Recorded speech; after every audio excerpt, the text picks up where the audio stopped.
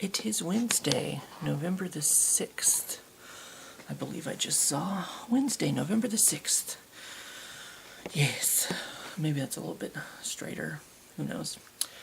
I was going to accomplish things today, but my nap had other ideas. So here we are at 1:30 in the afternoon. So your video's a bit late today. But there is one a-coming. I just have to film it first, which is what we're doing right now. It's like, we're looking at now, from Spaceballs. This would be then now for y'all, but for me it's now. And hopefully now doesn't include them coming back with the leaf blower. Because he was trying to blow all the leaves out of the corner over here, and I kept hearing my welcome mat go flip, flip, flip, flip, flip, flip, flip, flip. I'm like, what the fuck? So, I think he's on the way. And I turned off my ice maker so that it doesn't go. So, the only annoying noise you should be hearing is me talking. That's it. That's all. So, today, I found us some more. I'll squeeze it in. That's what he said. Yeah. Some more VHS.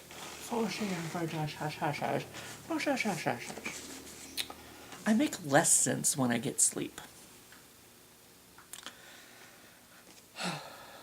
Or maybe just about as much. Who knows? But anyway, these were my VHSs for today. And I figured this would probably be enough to talk about, since this one on the bottom, if you noticed, is a collection. So we'll get started with magic. This is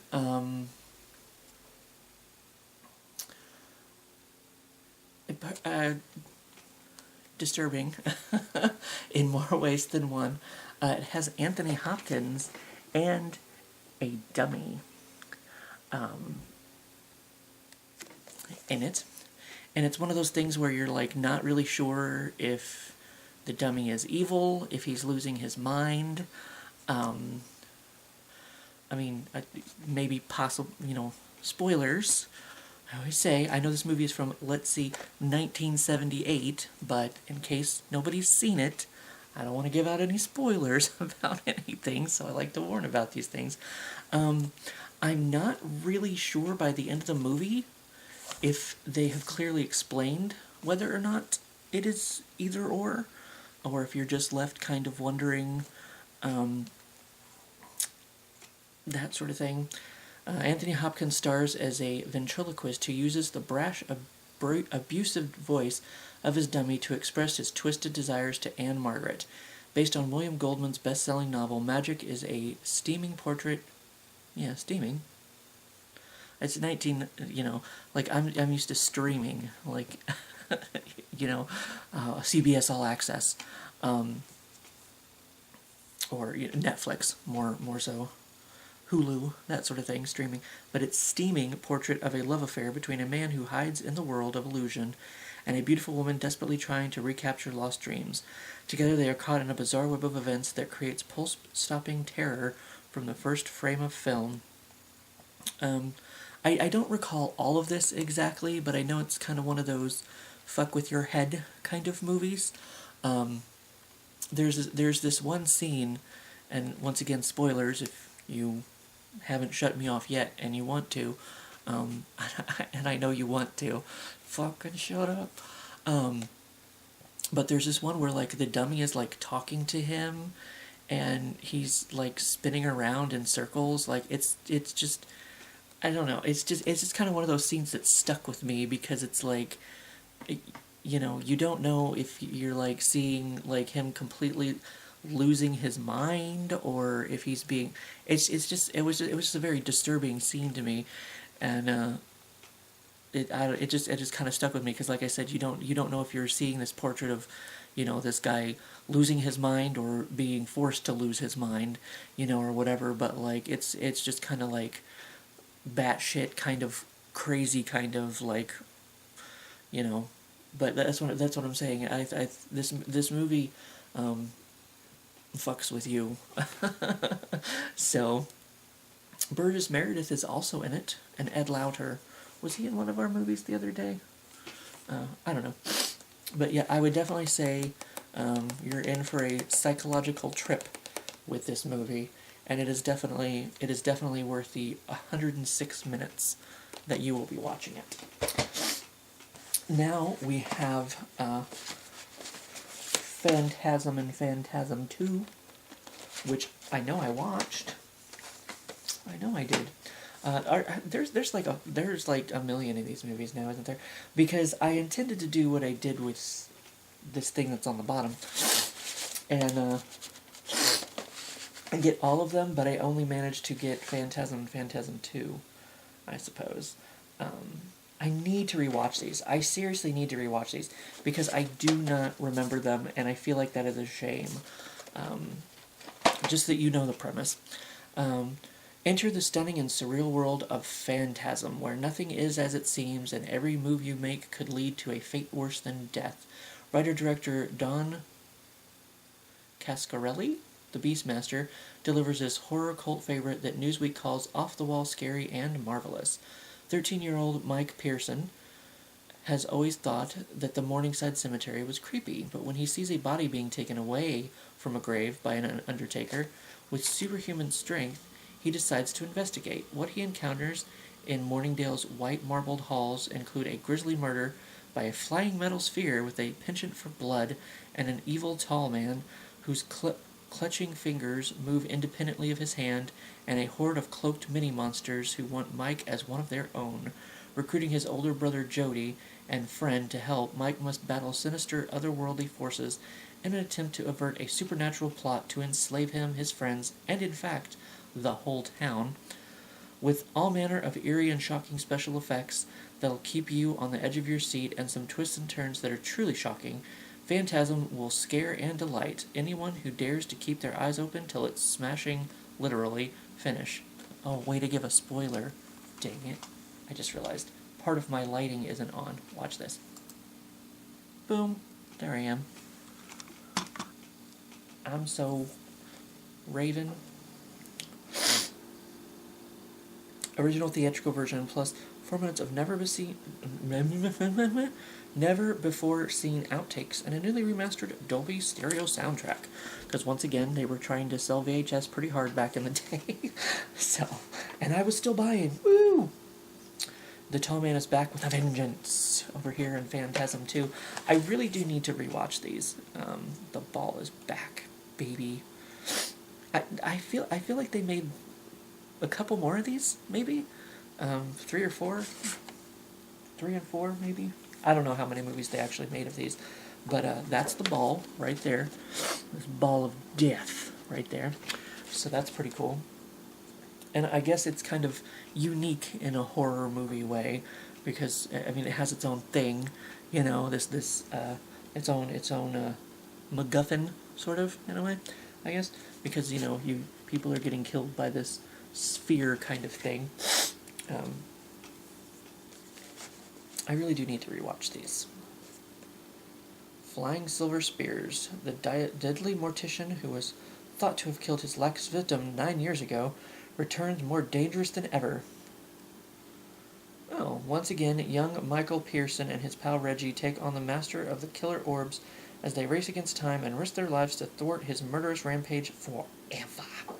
Filled with a dazzling array of special effects, Phantasm 2 eclipses the original cult classic with unparalleled thrills, horror, and suspense. Well,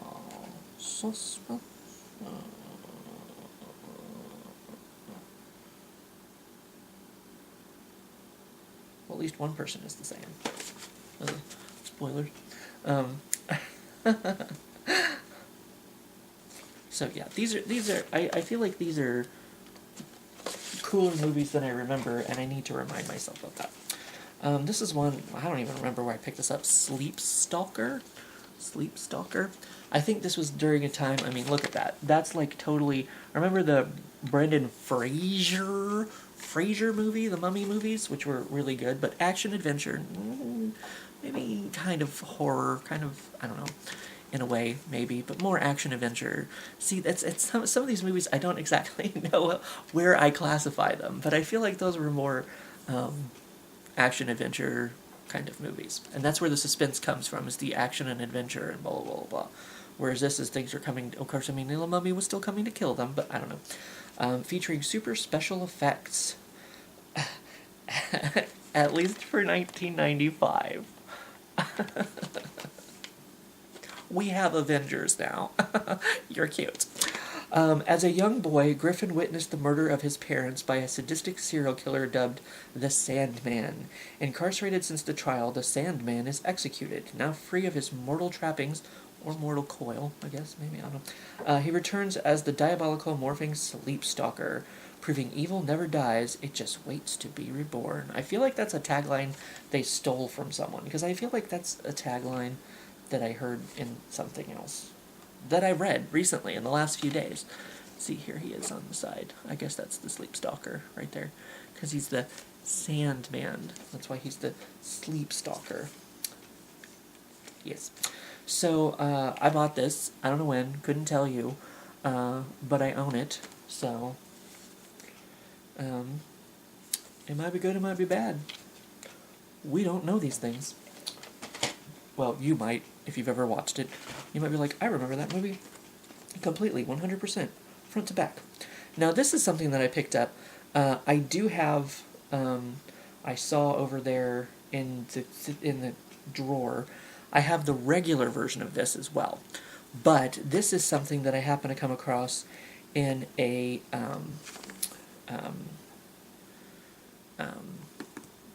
flea market or something, wherever it was that I came across it, and I decided that I had to have it because it was special. It is the limited edition director's cut widescreen presentation of Army of Darkness. And see, it's all gold and cool and whatnot. And even that's just a little bit shiny. So this is the director's edition, and it even has a number on the back here. So, I mean, not that I think that shit only matters if you're within, like, if you have the first one. Does anybody ever get the first one? I don't know. You know, usually it's those kind of numbers or whatever. But it's been a while since I've seen this. It's even shiny on the back. It's even shiny on the side. Bloop, bloop, bloop, bloop, bloop. And I feel like I might have slept through it. I have that problem with a lot of movies recently. In the last few years. Okay, I was trying to tell exactly. It even has. That's not shiny though. That's just regular. But yeah, it has that on the tape itself. So I know I saw it. Once again, these are movies I need to rewatch because, you know, like I said, I don't recall them very well. And the remake, I really wanted to go see the remake because it looks super fucking creepy, and the way that they advertised it in the thing with the little thing coming up from underneath the floor. Bound in human flesh, inked in blood, and amazingly hard to pronounce, the ancient Necronomicon, or Book of the Dead, unleashes unspeakable evil upon mankind in director Sam Raimi's outrageously hilarious sword and sorcery epic. Back to do battle with the hideous Deadites, Bruce Campbell reprises his role from the Evil Dead series as Ash, the handsome, shotgun-toting, chainsaw-armed department store clerk from S-Mart's Housewares division. Demonic forces time warp him and his 73 Oldsmobile into England's dark ages, where he romances a beauty and faces legions of undead beasts, including a ghastly army of skeletons. Can Ash save the living from the evil dead, rescue his girlfriend, not resource his girlfriend, although what he does on his own time is, I suppose, his business, and get back to his own time? Overflowing with spectacular special effects, Army of Darkness will make you scream with fear and laughter. So I couldn't remember exactly. I guess because Evil Dead is the first two films, Evil Dead 2. So Army of Darkness must be the third one then. But I guess it must be unless they released all of them in these limited edition director's cut thingies. I can't remember for sure how much I paid for this. I don't feel like it was very much.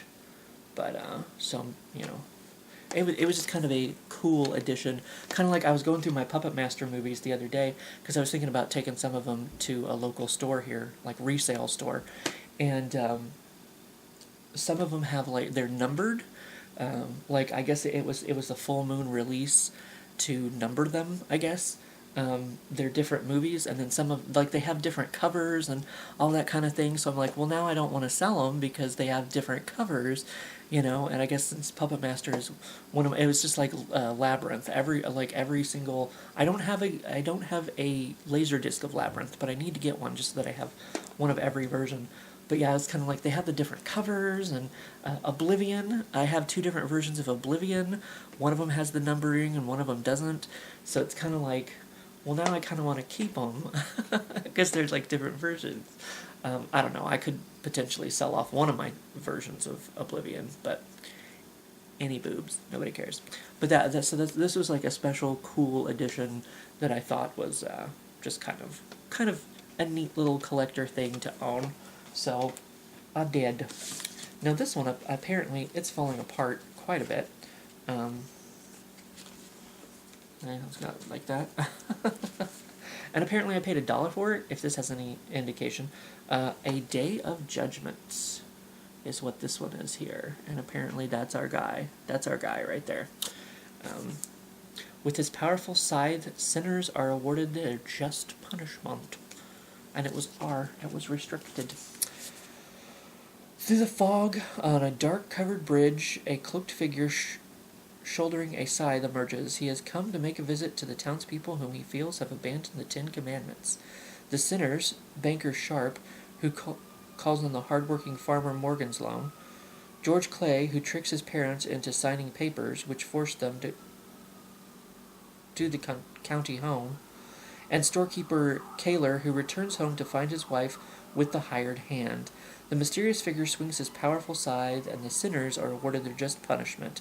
You said that on the front of the box. Thank you. George Clay is taken to the insane asylum. Sharp is backed into the ice house, and the door is bolted. The storekeeper's house is blasted by lightning, but the dark figure does not rest his scythe just yet. I feel like they just explained half the movie to us, though. The sinners each must face their own terrible horror and terror. Terrible horror and terror. Not like fun horror and terror. Not like, So apparently there's hands. So I don't, once again, this is, oh, good Lord. It cracked when I went to try to open it. Let's see if I can get it open. There we go. There we go. It's pretty yellow in there. I don't know. The front of it's cut off. I don't even know if I've ever actually broken. Of course, please be kind. Rewind. That's very classic.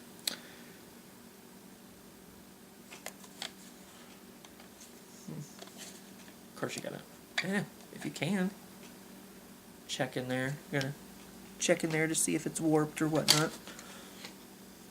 I don't know. I could attempt to watch this one, but it's obviously very off-colored. Like I said, I can't even remember for sure where I found this, but I did, and here it is, A Day of Judgment. I don't really know much more about it than that, so sorry if I got anything on you, Minx, as it's falling apart on me, but I guess, it fell apart on me.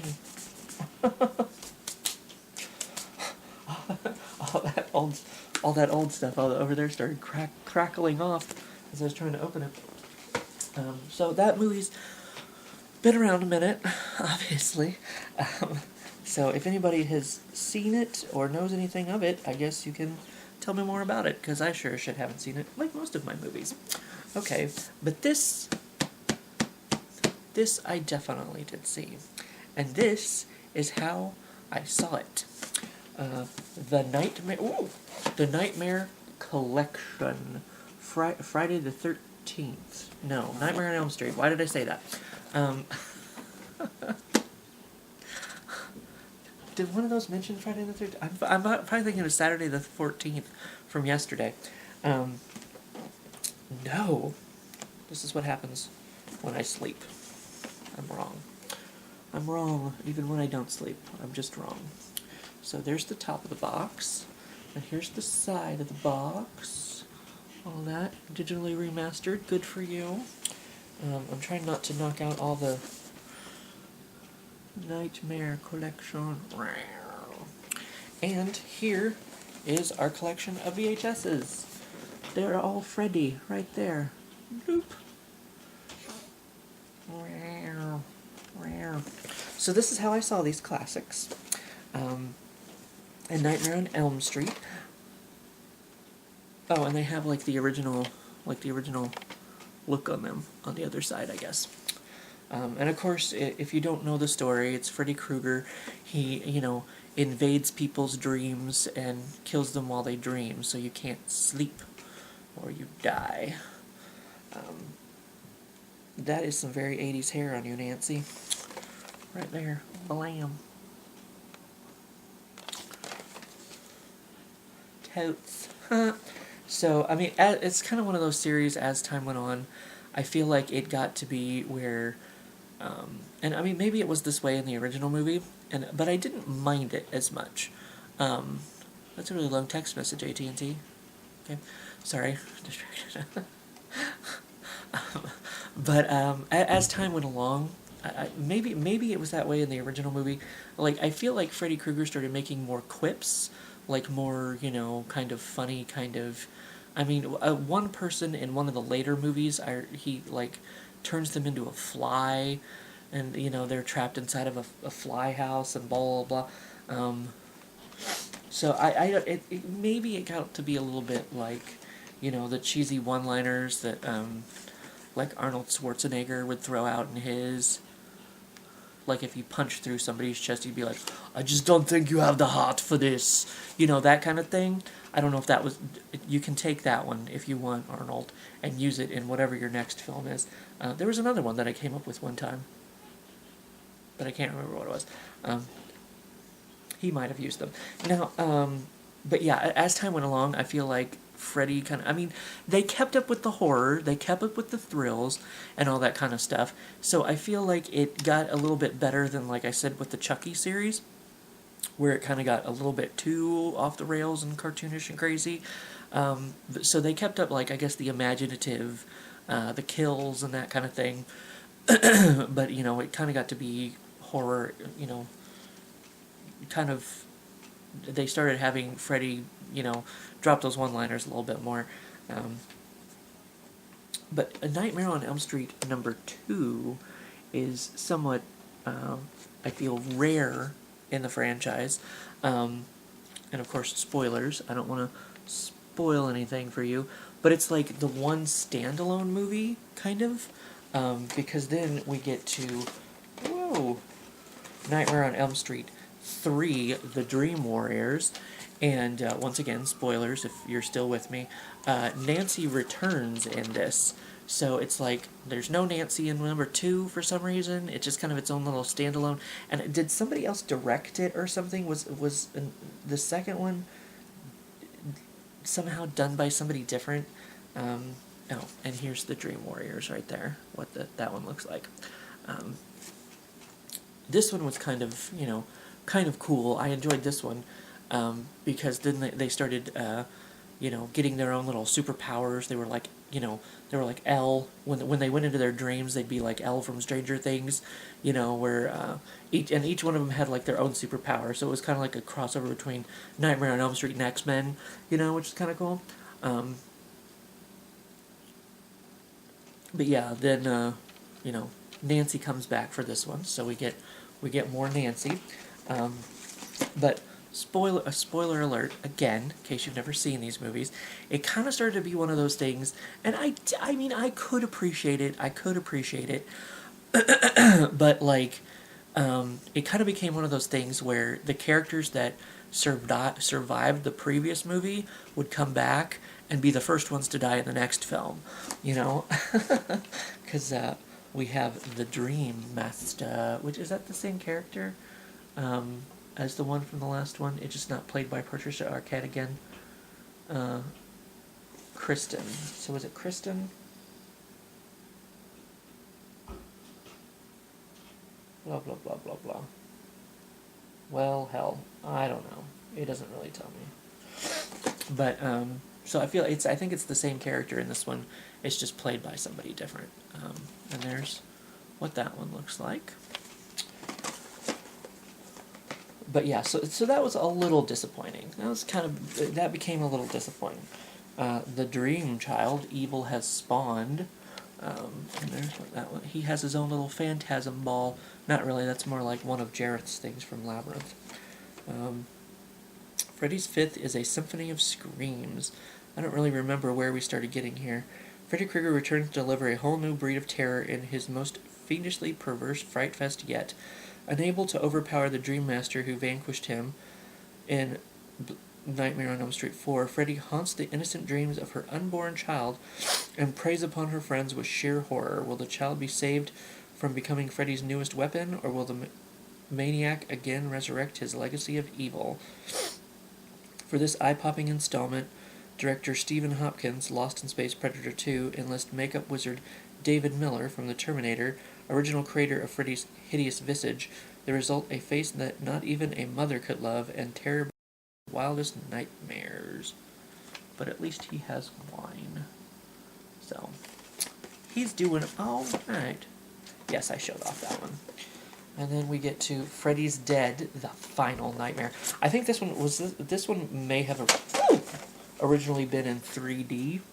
I seem to remember, because is this the one where he's like throwing an axe at you or something? And you can tell, or they're like moving the bat. They're like, oh, let's look at this bat, and put it toward the screen. Like you can tell that, it used to be in 3D at least at one point. And this apparently has Roseanne in it. Cameos by Roseanne, Tom Arnold, Alice Cooper, and Johnny Depp. This chapter of the world's most terrifying dream saga is fantastic voyage. Yeah, because there's Roseanne right there. And probably Tom Arnold. They were probably dating at the time. Just when you thought it was safe to go to sleep, Freddy Krueger is back to haunt your dreams and freeze your blood. Lisa Zane is a child psychologist tormented by recurring nightmares, but not until she meets a new patient with the same horrific dreams does her quest for answers lead to a certain house on Elm Street, where an evil that defies the grave is about to be unleashed upon the world. This is the one probably, because I remember there was one of the films in the franchise where they go back to the town that all this original stuff happened in, and then, like, nobody's there, like the town has been abandoned. It's kind of a creepy atmosphere, because it's like there's the few people who are left running around are like crazy or something, like that might be this film. Because as we get later in the series, I don't necessarily remember them as much. Oh yeah, and there's the original view from that. And then of course we get Freddy versus Jason. But before that, and this is actually one of my favorite films of the franchise, Wes Craven's New Nightmare. This time, staying awake won't save you. And this is what he looks like on the side there. Arr. Because this one was kind of, I feel, kind of a different horror movie, because I think it brings back Nancy, right? Or the actress that played Nancy? But she's actually playing, like, herself.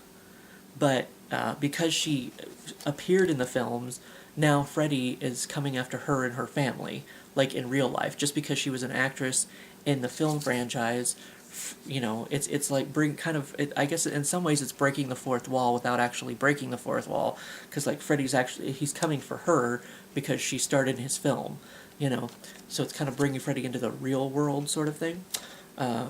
Writer-director Wes Craven, Scream 2 had happened at this point, returns to the darkest shadows of Elm Street with the cleverest, wittiest, most twisted scarefest in ages. Winner of a Golden Scroll of Outstanding Achievement from the Academy of Science Fiction, Fantasy, and Horror, this spine-tingling tale reunites original Nightmare stars Robert Englund, Heather Langenkamp, and John Saxon as Reel, R-E-E-L, right there. Freddy invades the real world, R-E-A-L, with deadly results. Life imitated art during filming. Soon after shooting an earthquake sequence, the Northridge quake shook Los Angeles, says Craven. We were about to have rubble created for the movie, but instead we were able to just go out and film from the streets. But don't worry, Freddy fans, it's only a movie. Or is it? So that's kind of cool. I might have known that detail but forgotten. So yeah, I felt like that was kind of a clever twist on a horror movie, is to have, you know, the film villain, you know, stalking the people who filmed it, or, you know, who starred in his film. So that was actually one of my favorite films from the franchise. That one's definitely... I feel like that one can stand on its own. It might have references to the other movies. I don't necessarily recall. But I feel like that's a good enough film that it can stand on its own, because it's like it's him coming after, and like I said, they might make references, especially to the first film, since, you know, the actress who played Nancy comes back. But that is how I originally saw the Nightmare on Elm Street films, not the, I don't know if I saw all the Friday the 13th films, but I just kind of felt like it was like Jason, like, stalking people. Even though I'm Jason, I should, you know, I should be more into Friday the 13th, I guess, than I am, but it's just kind of like, I don't know, people would run and he would catch them, and I don't know, it's just kind of, I don't know. I guess I don't feel like there was much... kind of like these, at least there was, like, you know, they thought out some very clever deaths in these, and it basically, I mean, I guess unless you send Jason to space. I did see that one, where they sent Jason to space. Just him coming after people with an axe or whatever. I don't know. Or a machete. Machete? Those are movies I need to watch too, machete. But anyway, so this is my last little grouping of films that I wanted to share today. That's probably more than enough, because I've blabbed on for long enough, and I've got a long text message over there. I gotta see what the fuck that's all about. So yeah, I actually managed to get through 2 of these boxes today, so cool. And I've got more in the other boxes, so... and the drawers. We haven't even started on the drawers yet. So I'll be back with a couple more videos from the horror movie series, at least, with a few of these last VHS, and I will see you for what to see you.